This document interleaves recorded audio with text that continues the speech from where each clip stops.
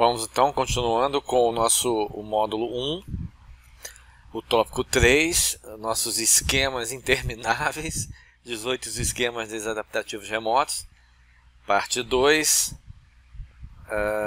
Esse aqui vai ser o nosso último esquema, é a postura punitiva. Vamos lá.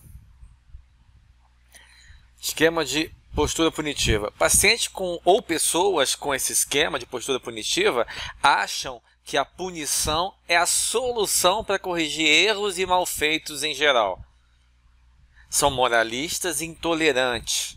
Perdoar é para os fracos ou coniventes. O instinto de punição recai também sobre si mesmo, na forma de xingamentos, auto-humilhações, podendo chegar até a agressões físicas em casos mais graves, geralmente atrelados a algum transtorno de personalidade, em geral borderline. São aficionados praticantes da tal meritocracia. As pessoas têm o que merecem. Se erram, têm que ser punidas. Se acertam, têm que ser premiadas. Temos aquilo que merecemos, incluindo castigos e punições. Os pacientes com esquema de postura punitiva não tem meio termo, é tudo ou nada. Então vejam as distorções cognitivas, né? A meritocracia, uma distorção cognitiva, ou aquele pensamento dicotômico, né? Binário, é tudo ou nada, ou a pessoa é honesta ou então é desonesta, ou é boa ou então é muito ruim. Não tem meio termo, não tem zona cinzenta ali, não há flexibilidade. Não vem possibilidade de atenuantes, em hipótese alguma. É ferro e fogo. A gente vê isso agora, a gente está vendo muito isso nessas discussões políticas, né? Pessoas que querem, né, querem combater, querem punir, porque o outro é o errado, porque o outro é... A gente vê claramente isso, eu estou vendo muito isso o tempo todo. Uma postura, geralmente aqueles radicais de extrema direita e até de extrema esquerda também, eles têm essa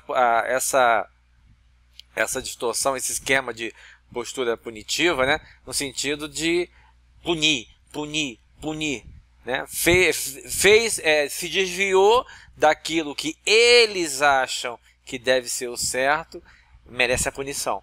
Então, os ditadores são assim, os totalitários são assim, os autoritários são assim. São pessoas que eles têm aquela rigidez de ideias, pensamentos, moral. Essa moral é tudo entre aspas, né? E aí, todas as pessoas que não se enquadrem nesse frame que eles colocam de moral, de conduta, de pensamento e ideias, essas pessoas, elas são aquele pensamento dicotômico, é tudo ou nada. Essas pessoas não valem nada, têm que ser punidas. Então, é um pensamento muito limitado, é um comportamento extremamente mal adaptativo, perigoso, porque isso pode ser desdobrado para situações até aparentemente banais.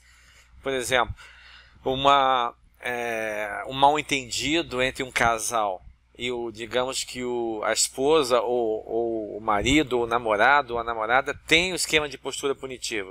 O que ele pode fazer? Ele pode chegar e agredir a pessoa ou punir a pessoa por um mal-entendido, e já decretar, já como essa figura aqui desse juiz aqui, ó, já decretar que a outra pessoa fez algum mal feito e que merece ser punida. A outra pessoa, no caso, o parceiro, o namorado, o marido.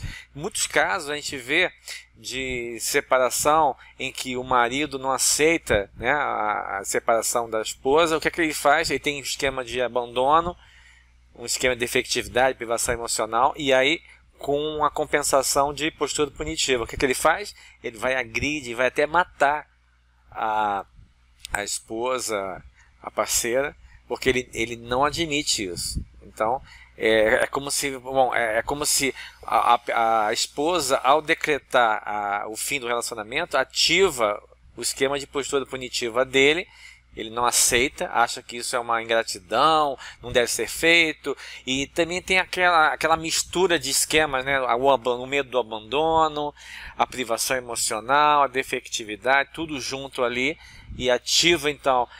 Ele aprendeu e se condicionou desde pequeno a reagir de uma forma punitiva quando o sofrimento dele for ativado, né? Então o sofrimento dele foi ativado. A esposa falou assim, ó, não quero mais. E aí o que aconteceu? Ele se condicionou nessa forma de punição. Bom, eu vou combater, eu vou acabar com esse meu sofrimento. Então, quando o cara mata a esposa, ele na verdade está querendo acabar com o sofrimento dele. Ele está querendo puni-la porque ela produziu o sofrimento dele. Se matar, digamos assim, o sofrimento acaba.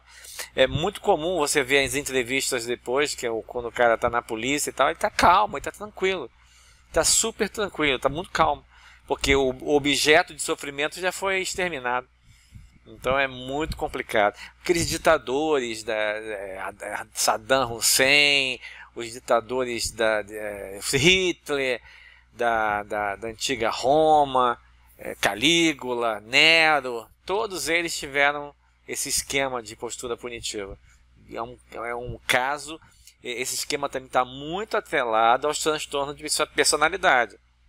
A psicopatia, a sociopatia, é muito ligado. Ainda mais se esse esquema de postura punitiva tiver atrelado também a um esquema de inibição emocional. Também inibição emocional está atrelado, eu já falei isso já na videoaula de inibição emocional, que esse esquema de inibição emocional está atrelado a transtorno de personalidade, porque é aquela falta de empatia, né? Aquela frieza, a pessoa não se conecta com as emoções. Então, imagina, a pessoa, o psicopata, geralmente o que ele faz? Ele vai, trucida, faz as maldades dele, e aí quando ele é capturado, aí tem aquelas manchetes no jornal, o cara não demonstrou sentimento, o cara não demonstrou arrependimento. Porque ele não demonstrou, porque ele não tem, o sentimento dele está totalmente controlado e reprimido, né? Então ele não demonstra realmente, no caso, inibição emocional. E a pessoa que tem inibição emocional com postura punitiva é muito fria, é o carrasco, serve como carrasco, sabe? Ele não tem menor empatia. Então o perfeito carrasco é o cara que tem inibição emocional com postura punitiva juntos. Aí ele vai matar sem dó nem piedade.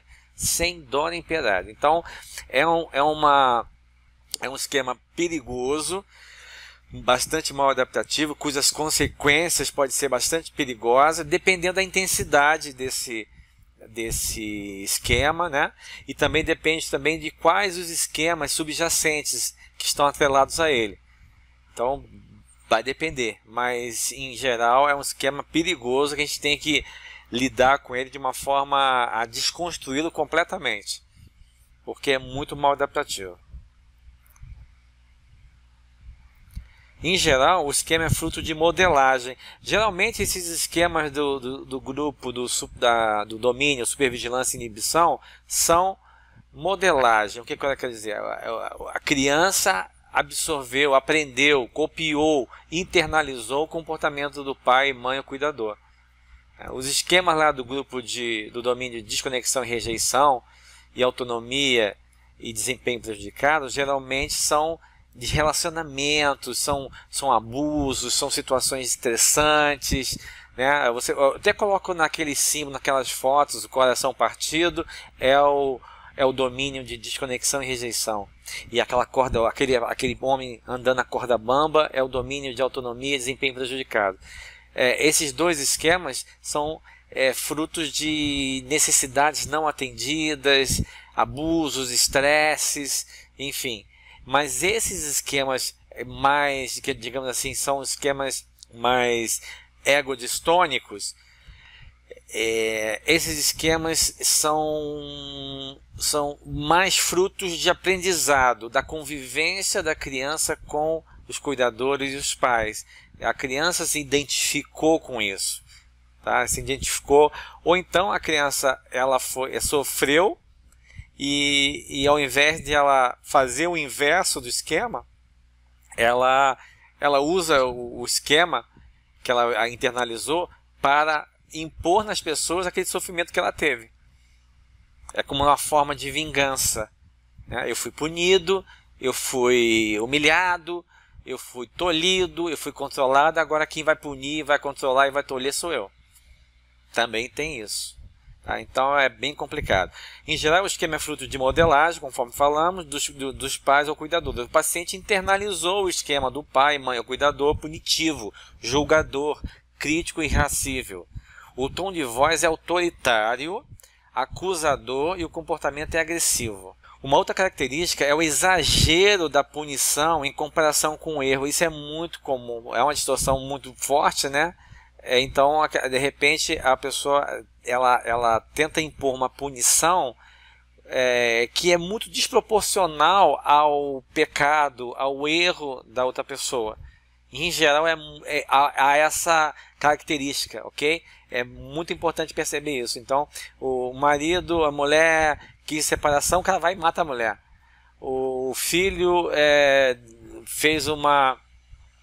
teve uma nota baixa no colégio, ele vai e deixa o garoto trancado no quarto, sem comida, durante 3 dias. Uma coisa assim, absurda.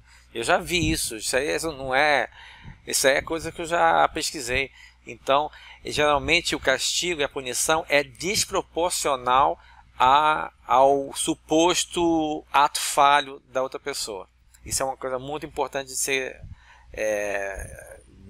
entendida. O esquema de postura punitiva costuma ser estruturado em conjunto com o esquema de padrões inflexíveis, nossa, caramba, que se retroalimentam e se reforçam, são simbióticos. Então, o padrão inflexível, né, vocês já viram que é uma postura muito rígida, muito exigente, muito crítica, muito perfeccionista, tem que seguir a regra, tem que seguir os procedimentos, tem que andar na linha. E a postura punitiva, ela cabe como uma luva para se complementar nesse esquema de padrões inflexíveis. Então, a pessoa é super exigente com ela mesma e com os outros, projeta essa exigência e, ao mesmo tempo, pune.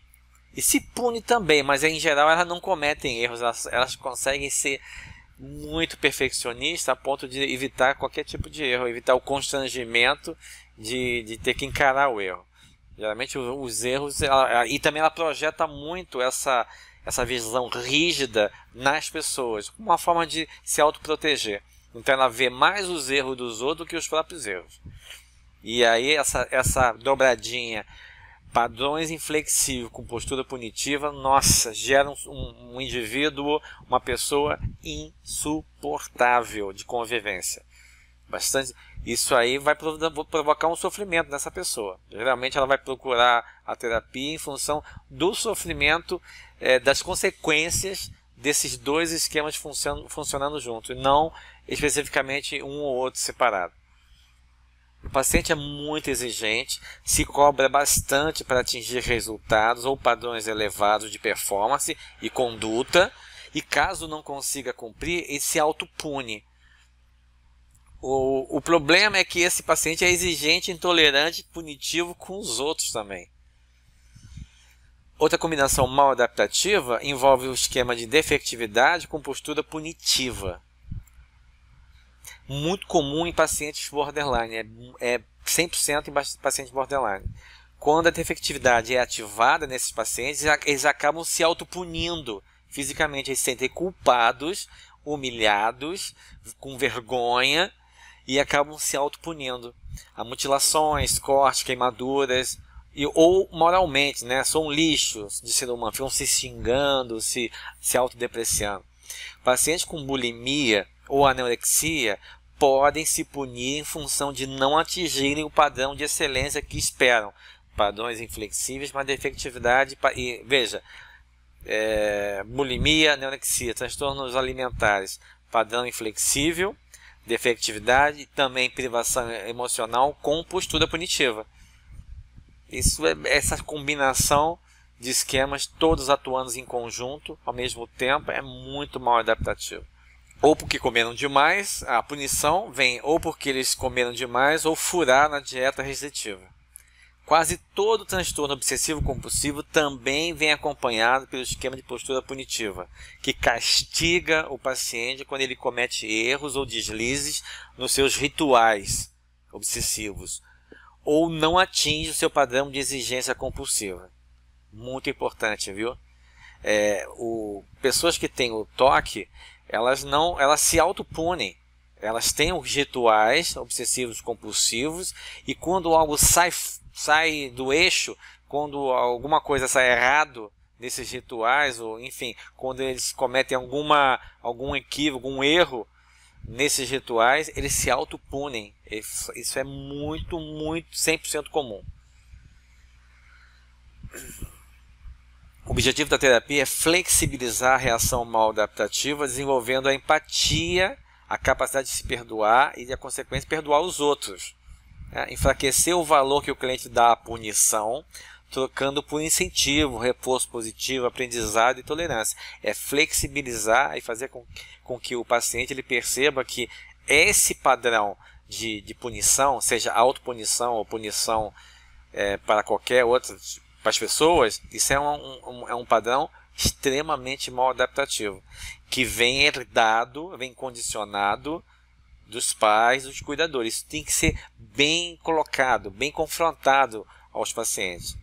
Enfraquecer, o trabalho com modos é o mais recomendável, né? Trabalhar com o pai e a mãe, porque geralmente, como esse esquema ele é modelado, foi internalizado, copiado do pai, mãe ou cuidador, geralmente o paciente que tem geralmente não, 100% das vezes em que o paciente está com esse esquema ativado, a voz interna é a voz do pai ou da mãe.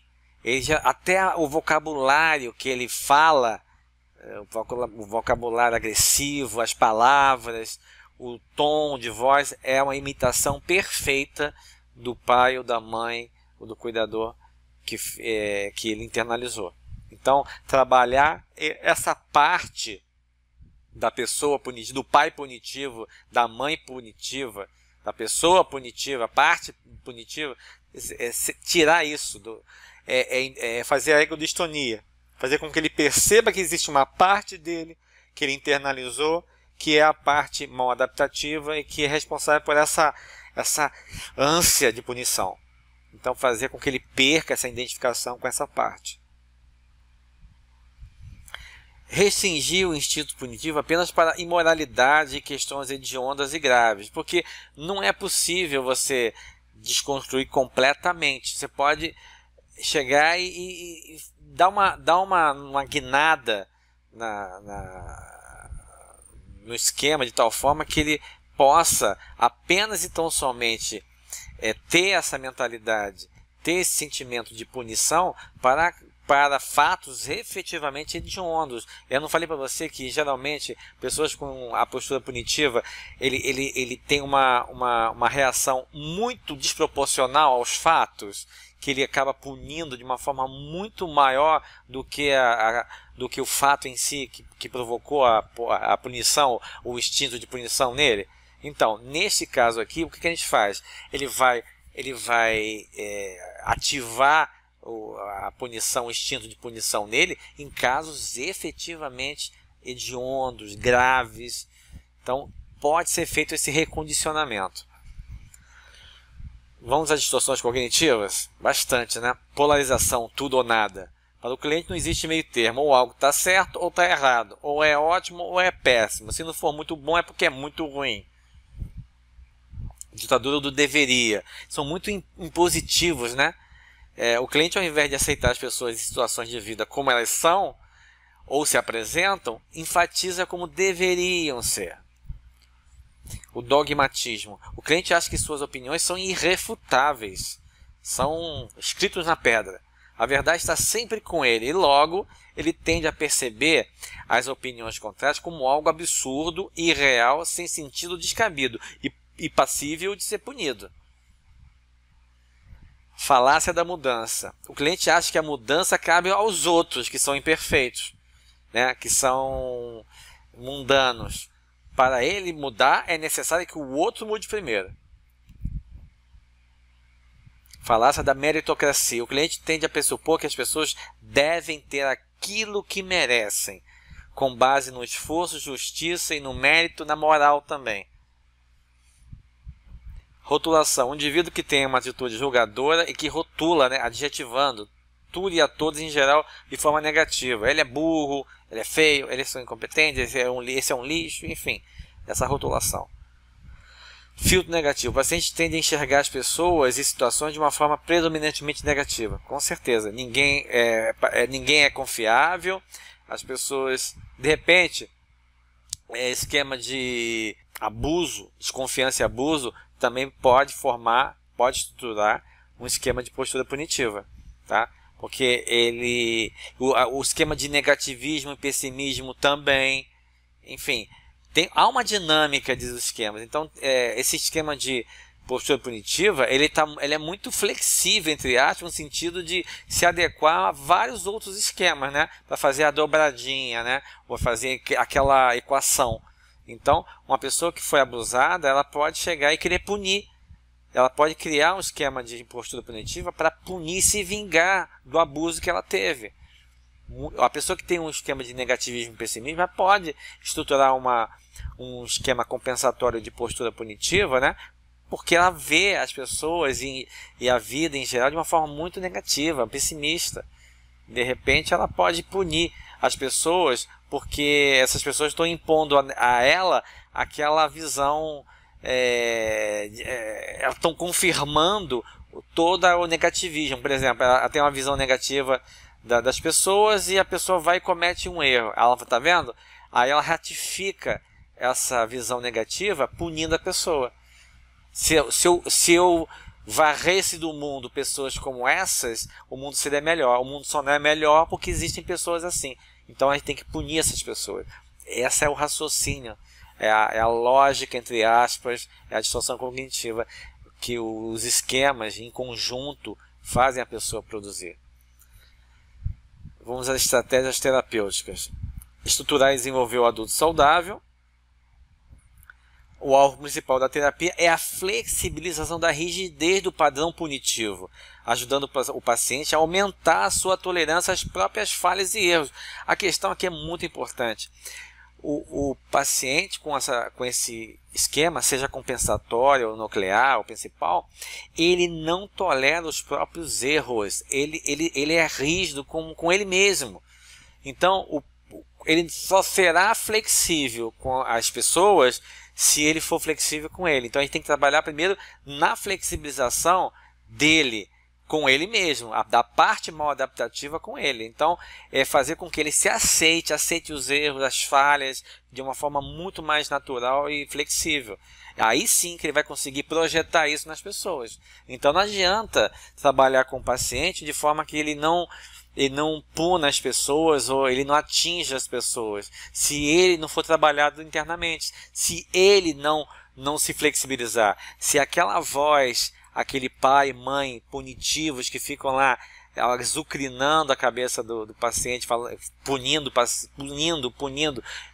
xingando, exigindo a punição, se não for trabalhar essa voz, se não for trabalhar essa internalização que o paciente teve do pai ou da mãe, e que na verdade o paciente sofreu essa punição, ele sofreu na mão de pais ou mães ou cuidadores punitivos, então ele internalizou isso. Então a gente tem que trabalhar essa flexibilização nele primeiro, depois naturalmente ele vai conseguir se flexibilizar com os outros. Trabalhar os esquemas subjacentes. Para isso, trabalhar os esquemas subjacentes de defectividade, se for o caso, padrões inflexíveis, privação emocional, talvez, aquilo que eu falei, negativismo, pessimismo, talvez, ou então desconfiança e abuso. Os trabalhos psicodramáticos, como estimular e encenar o meu eu tolerante, é muito importante. Ressaltar a diferença entre a figura que não perdoa, a intransigente, e que busca punir, né, com a parte que é sensata, justa. Então, fazer esse diálogo entre os dois polos, né, opostos. A parte que é intolerante, punitiva, e a parte que é tolerante, que perdoa.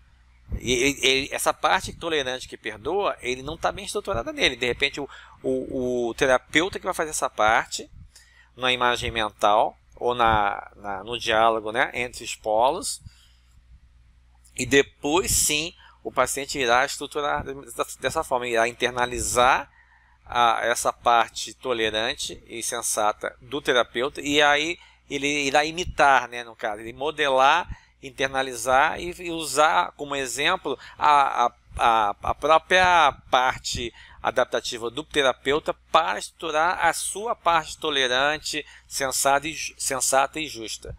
Ok?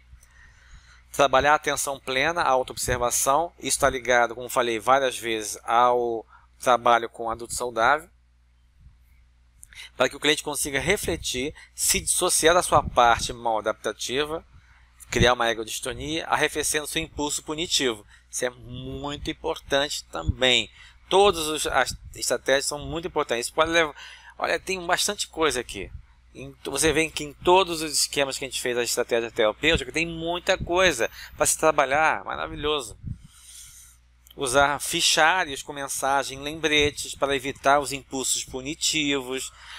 Isso aí ele funciona mais em alguns esquemas e menos em outros. Mas, enfim, tenta, faz. Né? Ele pode usar, ele mesmo deixa ele fazer, pega os fichários, deixa ele colocar, você pode editar, pode falar para ele, e ele vai colocar com a mão dele, com a caligrafia dele, ele vai escrever e vai usar esses fichários, deixar no bolso. Toda vez que ele sentir um impulso de querer punir, de julgar e punir, ele vai pegar a ficha e vai ler mensagens e frases, e que vai fazer com que ele tenha consciência de que isso é um mal, isso aí é mal adaptativo, que isso é um condicionamento, que isso não tem vantagem alguma em ter esse tipo de postura, de esquema, e que é preciso desconstruí-lo. A gente pode bolar várias frases para que ele vai lendo. Quando ele for ler 1, 2, 3 fichas, acabou. Ele já não consegue mais, ele vai conseguir desconstruir esse impulso. O impulso vai arrefecer, vai esfriar. Mas isso só pode funcionar em conjunto com outras práticas. Okay? Isso é tudo um conjunto. São várias práticas ao mesmo tempo, atuando.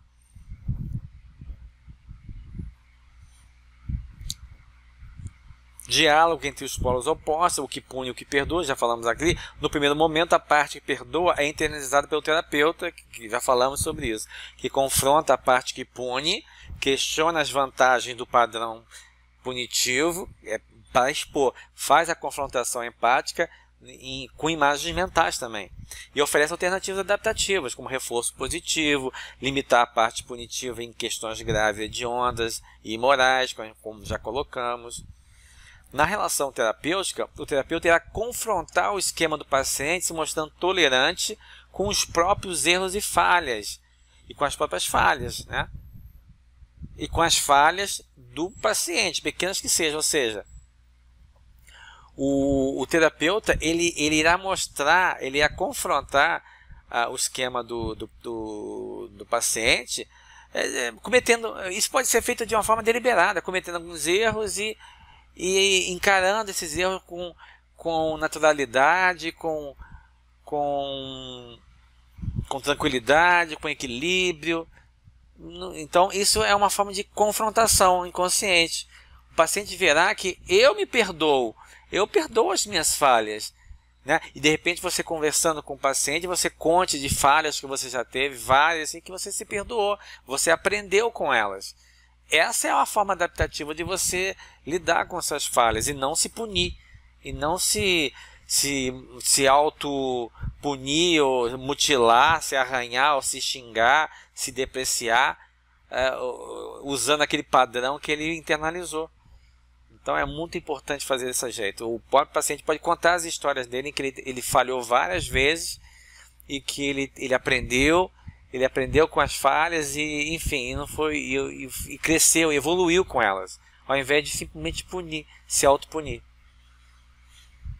Trabalhar com imagens mentais em situações já vividas pelo paciente e também situações simuladas em que ele irá exercitar sua capacidade de perdoar. Muito bacana.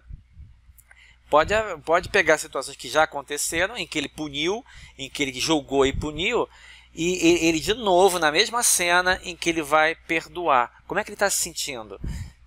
E, então é dessa forma. Reveja situações em que ele foi punitivo e reveja essas cenas para que ele imagine-se na mesma cena que ele já vivenciou, mas agora perdoando e sendo equilibrado, sensato, justo, mas perdoando.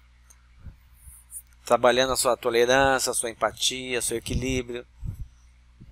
E calibrar o sucesso da terapia com sessões vividas pelo paciente. Vamos ver até nas sessões quando ele comparecer e ver o quanto ele avançou, aquilo que você já sabe.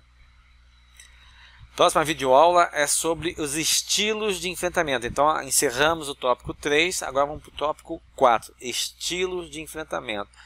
Muito importante, como todos os tópicos são importantes, é bem interessante também, ok? Então até a próxima videoaula. Um abraço.